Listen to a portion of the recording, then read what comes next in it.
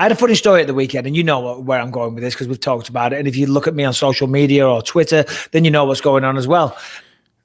This is crazy. It's crazy because listen to me. I've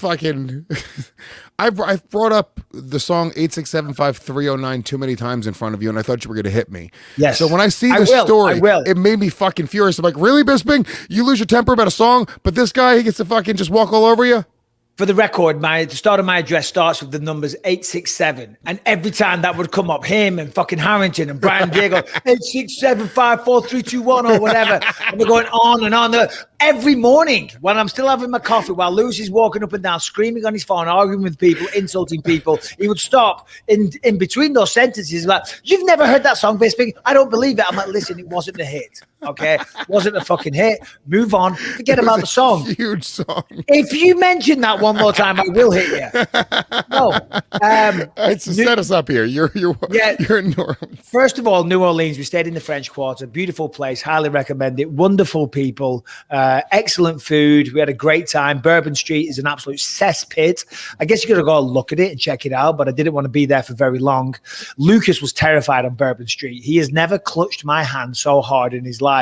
And as you do, everyone's just partying and being shitheads in the street. And getting shitheads and throwing up and dancing and gyrating and whatnot, but we thought we'd have a little walk down it to see what all the fuss is about. Looks like any town centre on a Friday night in England, to be honest.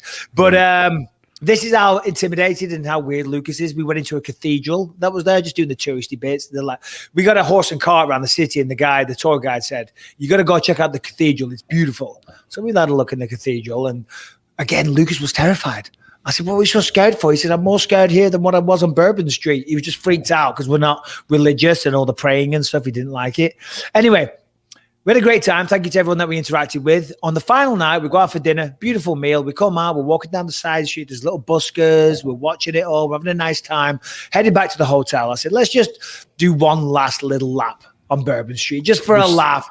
It's so funny how often in life you make that decision and then you get into shit because you just made some dumb little decision. You could have just went home. Well, we could have done, and we did go home. But I'm like, let's just one last time. Let's go for a laugh. You know what I mean? Just for people are enjoying themselves. There's all kinds of scenery and people fucking going in and say, hold on. Oh yeah. So we're walking along and this is going on. Watch this.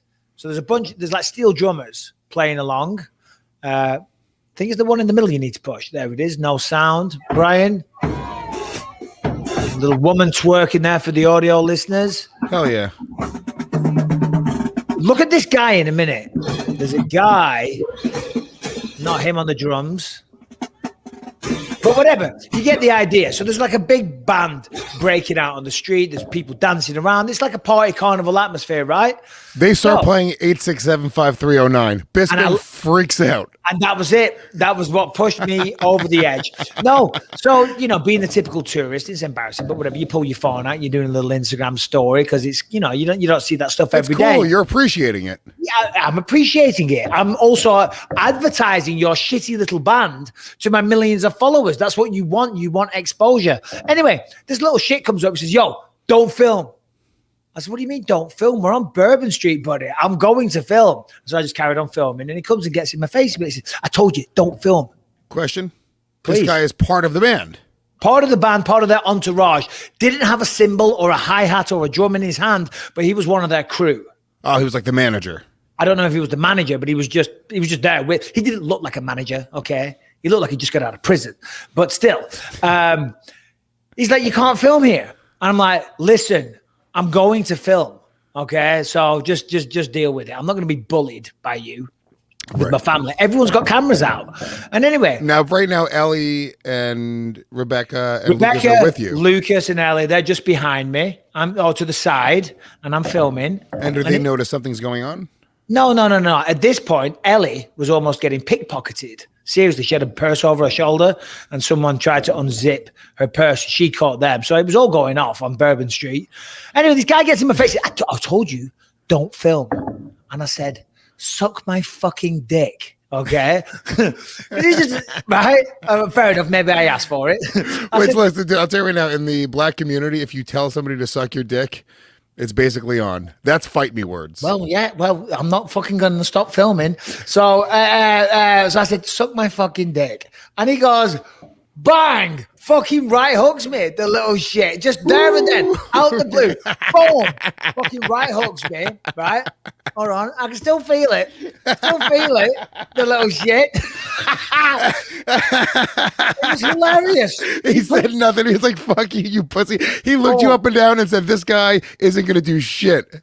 Exactly, little prick. So he cracks me in the face. But honestly, and I'm not trying to sound tough. Because I've told this story to a few people, I'm not trying to sound hard. I'm not trying to sound tough. But it was hilarious. It was the softest punch I've ever felt in my life. Now, granted, of course, for the last 20 years of my life, I've been getting punched in the face professionally. In fact, probably 30 years of my life. So I can take a punch. But this was particularly bad. So when he hit me, because he was acting so hard and he was in my face and he was acting all intimidating with his chest puffing. You know, he made it clear that he was going to do something. And I didn't really think he would.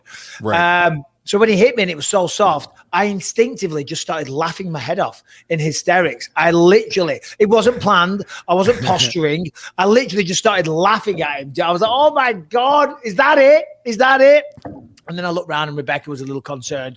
So I just walked away. I wasn't going to start getting into a brawl in the middle of Bourbon Street with a bunch of guys. I would have had a fucking couple of cymbals and hi-hats smashed over my head. Yeah. And next minute, a fucking, I don't know, bass drum over my head as well, you know. So I just walked off, but I was very, very, very happy with myself, Lewis. Very mature these days. Very mature. I mean, also very smart, understanding your surroundings. You know, he's with a bunch of people. You're with your family. You know, it doesn't matter how fucking tough you are. You don't want to even, you know, put yourself into a situation where somebody can get hurt. I get it. No. That's my biggest concern all the time. I'm just so concerned that somebody's going to fuck with me in front of my son, and I'm going to have to like be in that moment of like, what do I do? And you're so, being a former UFC champion, you know, being a professional fighter, it already you don't have any of that question in your mind, right? Like, you know, you can protect your family, you know, you can protect yourself like that. Even the punch, you gauge how hard it was. You're like, it's not even worth getting into it. But I think the average man has a little bit more of a struggle. They're not as confident or as comfortable in their own skin in that environment or any environment.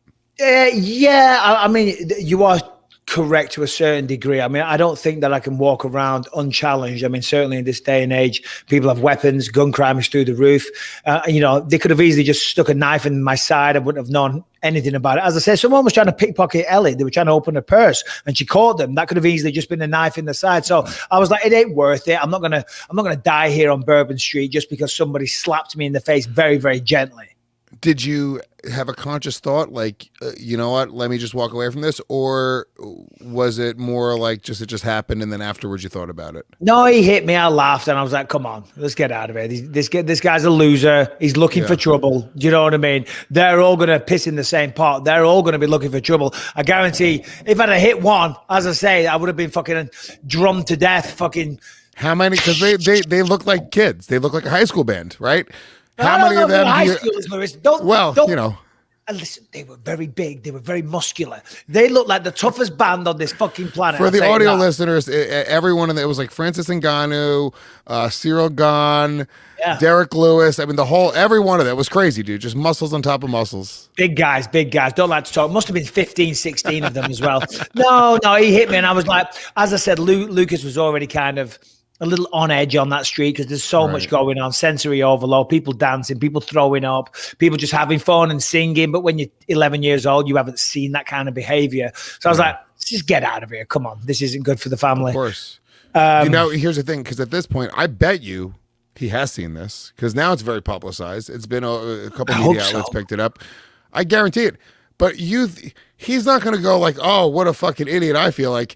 He's going to go, hey, everyone, I just punched a former UFC middleweight champion in the face, and he didn't do shit. He got so much street cred from you advertising this that I think it had an adverse effect. Devil's avocado. Please. I just punched former UFC middleweight champion in the face, and he laughed in hysterics at how much of a bitch I was with my punching power. You know what I mean? It depends which angle you're looking at it from, Lewis. His version is you started crying hysterically.